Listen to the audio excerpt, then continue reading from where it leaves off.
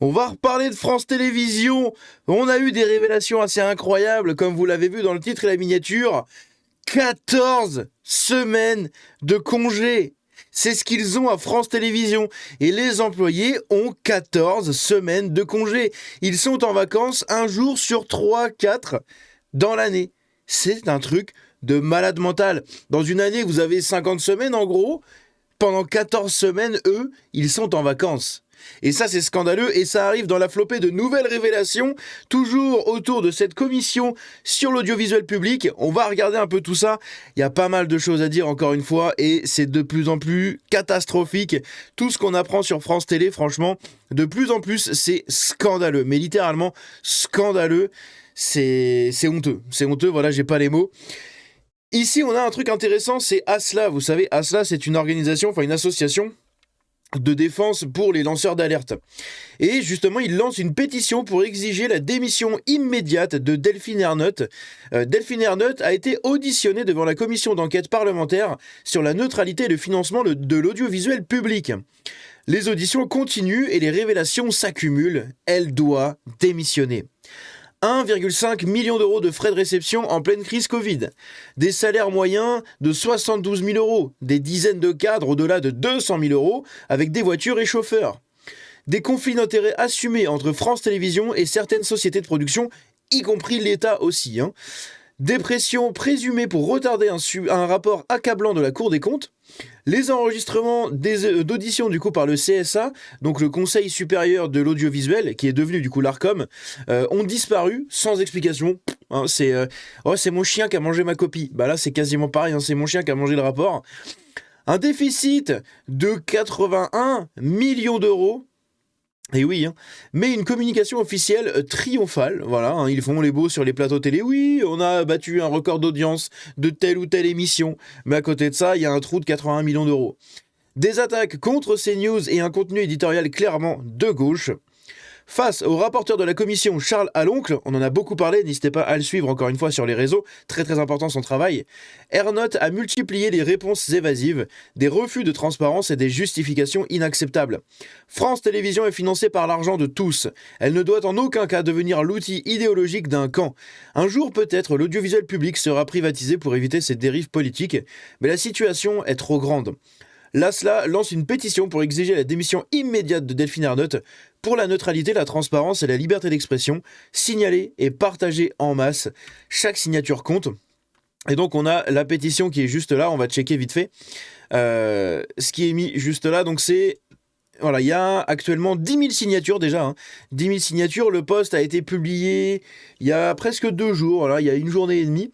En une journée et demie, ils ont fait 10 000 signatures, donc n'hésitez pas, si vous regardez cette vidéo-là, à vous rendre tout de suite dans le commentaire épinglé ou dans la description pour choper le lien de cette pétition que je vous partage, pour la signer. Voilà, signer cette pétition et demandons littéralement la démission de Delphine Ernotte.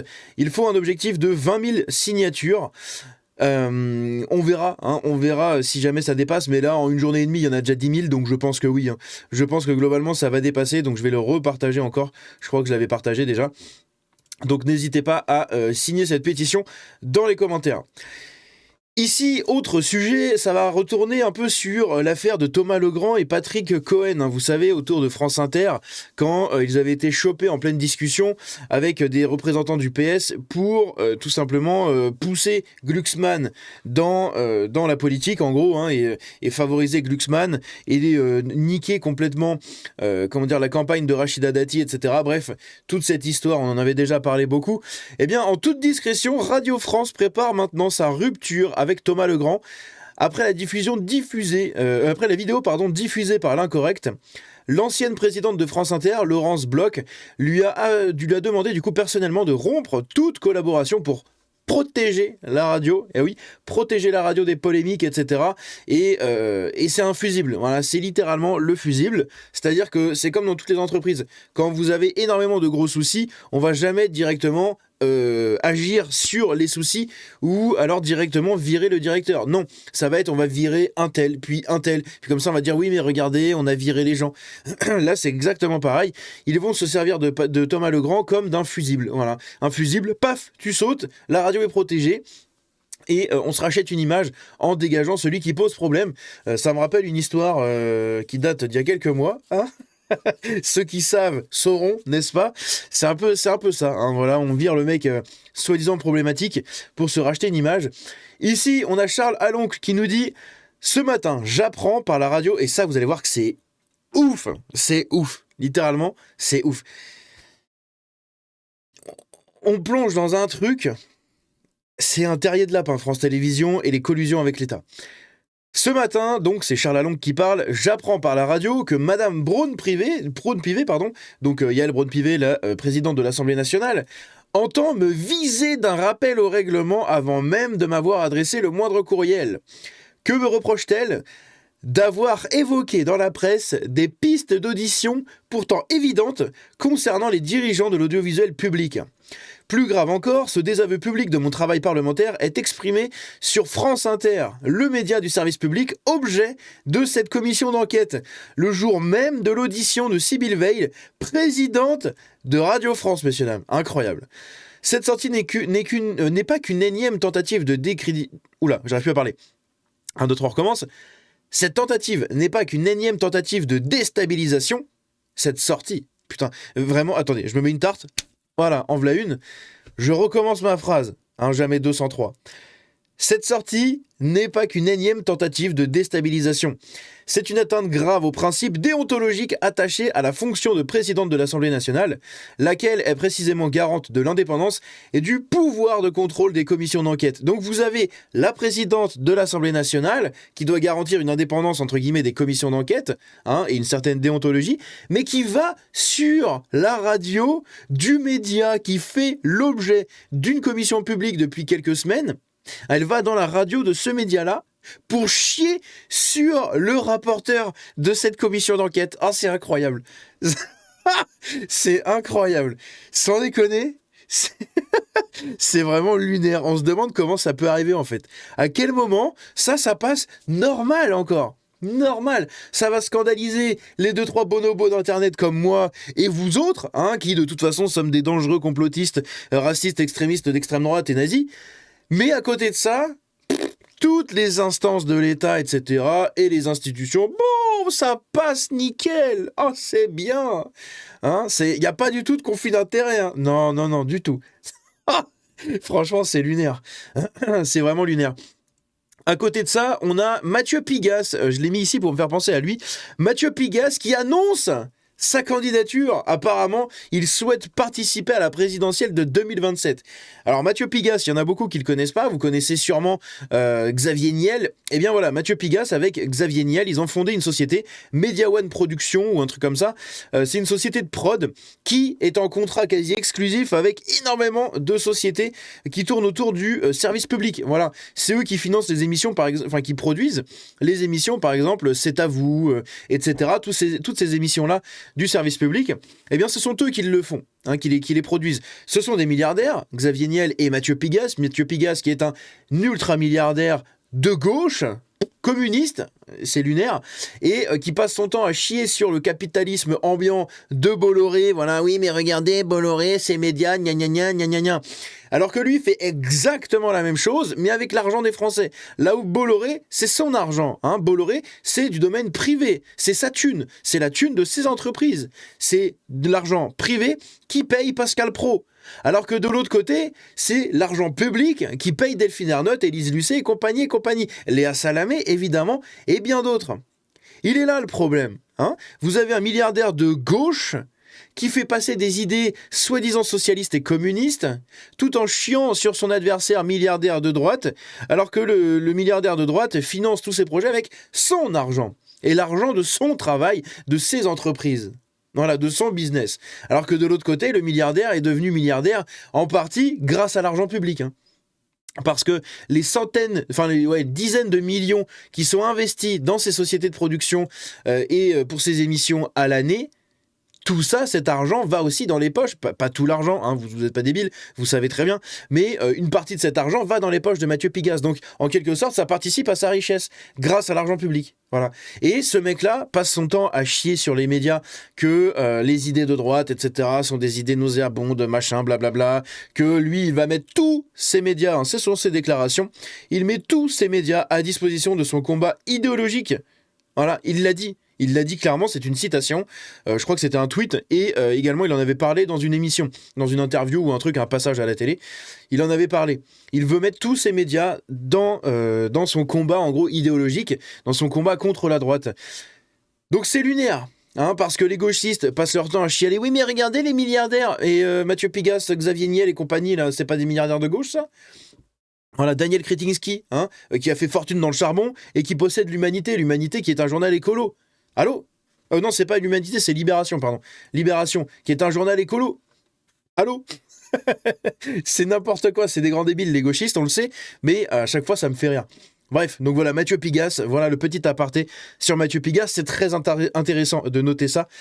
Ici également, on a un autre élément. Voilà, lors de son audition, Sybille Veil, présidente de Radio France, a qualifié l'affaire Patrick Cohen et Thomas Legrand de simple maladresse. Voilà, Sybille Veil, la présidente de Radio France, qui qualifie ce truc-là de simple maladresse. C'est une maladresse. Hein, vous avez 2 journalistes qui ont un réseau absolument énorme, qui sont en train de faire un dîner avec des membres du PS pour pousser un candidat plus qu'un autre et flinguer la campagne de l'autre. Mais c'est une simple maladresse. Les faits sont pourtant d'une extrême gravité. Il s'agit, je le rappelle, d'un possible détournement de fonds publics à des fins électorales. Oui, c'est clairement ça.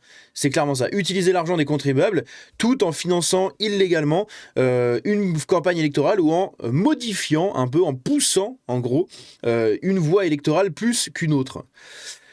70% des auditeurs de France Inter ont voté à gauche aux européennes contre 30% des Français. C'est Charles Aloncle qui nous dit ça. C'est fou, hein ?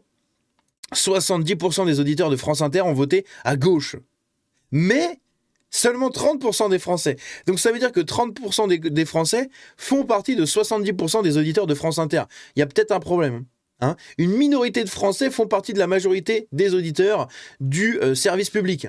Hein ? Donc des gauchistes. Voilà. Une minorité de Français égale des gauchistes font la partie majeure, hein, font partie en majorité de cette audience du service public.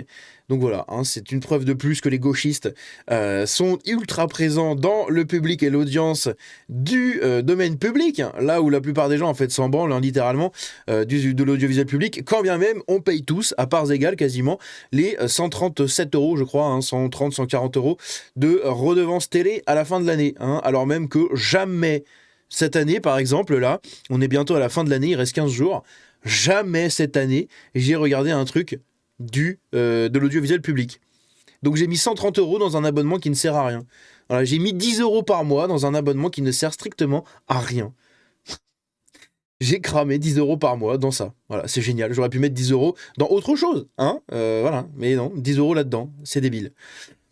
Ici également, donc, on a ce que nous dit du coup Yael Braun-Pivet sur France Inter directement. On va écouter ses propos et vous comprendrez mieux du coup la réaction de tout à l'heure de Charles Aloncle, puisque c'est vraiment ultra catastrophique ce que fait Yael Braun-Pivet ici. Parfois, les commissions d'enquête peuvent être dévoyées ou utilisées à des fins politiques. Il faut faire attention parce que c'est un formidable outil de contrôle du Parlement sur l'action des pouvoirs publics. Et donc, il faut veiller au respect des règles. Les travaux sont dévoyés pour des raisons politiques. Les présidents doivent le faire. Donc, effectivement, les live tweets, le fait que des personnes auditionnées ou qui vont l'être l'apprennent par voie de presse interposée avant même de recevoir une convocation. On voit bien que parfois les auditions sont compliquées. Donc moi, j'appelle en tout cas chacun, le président et le rapporteur, à essayer de garder le maximum de dignité à cette commission d'enquête. Il en va de la crédibilité des travaux du Parlement. Vous leur avez dit, vous avez échangé à ceux qui animent cette commission d'enquête ? Alors, je suis en train, effectivement, de rappeler à l'ordre le rapporteur pour lui demander... Donc on le rappelle, hein, selon les propos de Charles Aloncle, elle l'a pas encore prévenu. Hein. Il a appris ça à la radio. Effectivement, de revenir à un respect de nos règles et de nos usages, de telle sorte que la crédibilité de la commission d'enquête ne soit pas remise en cause. Donc Vous vous rendez compte de cette collusion ultra répugnante entre l'audiovisuel public, les macronistes ici, que représente du coup Yael Braun-Pivet, et le sommet de l'État, puisque le sommet de l'Assemblée nationale, le sommet du média public, donc qui est l'audiovisuel public en général, Radio France et France TV, c'est un truc de malade. Une présidente de l'Assemblée nationale ne devrait pas dire ça. Donc ça, c'est Charles Aloncle qui se défend. Malgré les pressions, d'où qu'elles viennent, y compris de ceux qui ont pour responsabilité de protéger nos institutions et de garantir l'indépendance et les pouvoirs de contrôle des commissions d'enquête, je mènerai ma mission jusqu'au bout, sans faillir et sans céder à la moindre intimidation. Défendre l'intérêt général est l'honneur et le devoir d'un député. Les Français que je représente peuvent compter sur ma détermination la plus totale. Bam ! Voilà. Franchement, Charles Aloncle, président de l'Assemblée nationale. Je sais pas vous, mais moi, ça me vend du rêve. Ici, on a Ercilia Soudé. Alors, me demandez pas pourquoi, mais elle était présente, du coup, dans cette commission de l'audiovisuel public. Et vous allez voir, elle a fait du Ercilia Soudé, littéralement. Alors, encore une fois, qu'est-ce qui justifie d'avoir eu... Déjà, sa voix, putain, je ne peux plus. Je ne peux plus l'entendre, sa putain de voix, c'est incroyable. Aïe, aïe, aïe. Bon, bref, on va mettre des bouchons d'oreilles dans nos têtes et on va écouter. Une décision aussi virulente avec Guillaume Meurice. Alors quand on voit on a vraiment l'impression qu'il y a un deux poids deux mesures. On voit à côté de ça qu'on a une Sophia Aram. Ça fait 20 ans qu'elle raconte des dingueries. Elle a un humour raciste. Est-ce que c'est davantage cohérent avec la ligne éditoriale? Soudet, s'il vous plaît. Sinon je vous coupe le micro. Si. Donc elle qualifie Sophia Aram, qui est une nana chez France Inter, qui dit qu'elle a un humour raciste.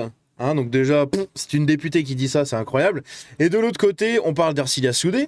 Et encore de l'autre côté, elle prend la défense de Guillaume Meurice. C'est lunaire. Et ici, c'est pas le lieu où on insulte les salariés du service public, de racistes, d'homophobes, de ce que vous voulez. D'accord? Vous mesurez votre propos. Et elle se fait remettre... Elle se fait remettre à sa place par le président, qui est un président macroniste, le président de cette commission d'enquête, qui est un président macroniste, député Horizon, je crois. Non, Madame Soudet, non. Voilà, non. Non, voilà, non. Non, mais non. Voilà. On peut continuer comme ça longtemps, Madame Soudet. En fait, dès qu'il y a toujours un putain de député LFI, c'est là que tu vois que c'est des demeurés, les députés LFI. C'est vraiment les rois des demeurés. Parce qu'à chaque fois qu'il y en a un qui pop quelque part, ça finit en vrille, ça part en vrille totale et ça n'a plus aucun sens. Voilà. Ils viennent dans une commission d'enquête, la commission d'enquête, t'as l'impression que c'est un débat de récréation. Voilà. De l'autre côté, ils vont sur des plateaux télé, c'est débile, ils savent même pas ce qu'ils disent, ils vont dans des manifestations, ils racontent que de la merde, ils font que de la merde, qu'un député ne devrait même pas se permettre. Bref, c'est vraiment lunaire à chaque fois, c'est incroyable. Non, Madame Soudet, c'est pas le lieu dans cette commission d'enquête où on qualifie une salariée du service public de raciste, d'accord? D'accord, donc c'est très clair. Donc soit vous revenez sur vos propos, soit on passe la parole à un député suivant. Je vais vous apprendre une nuance, Monsieur le Président. J'ai dit qu'elle a... Bon bref, elle me casse les couilles, sa voix elle m'énerve. Je suis désolé, je peux pas. Franchement, la voix d'Ercilia Soudé, putain, c'est... Je ne peux pas. Voilà, je suis désolé, je ne peux pas. C'est au-dessus de mes moyens, n'est-ce pas?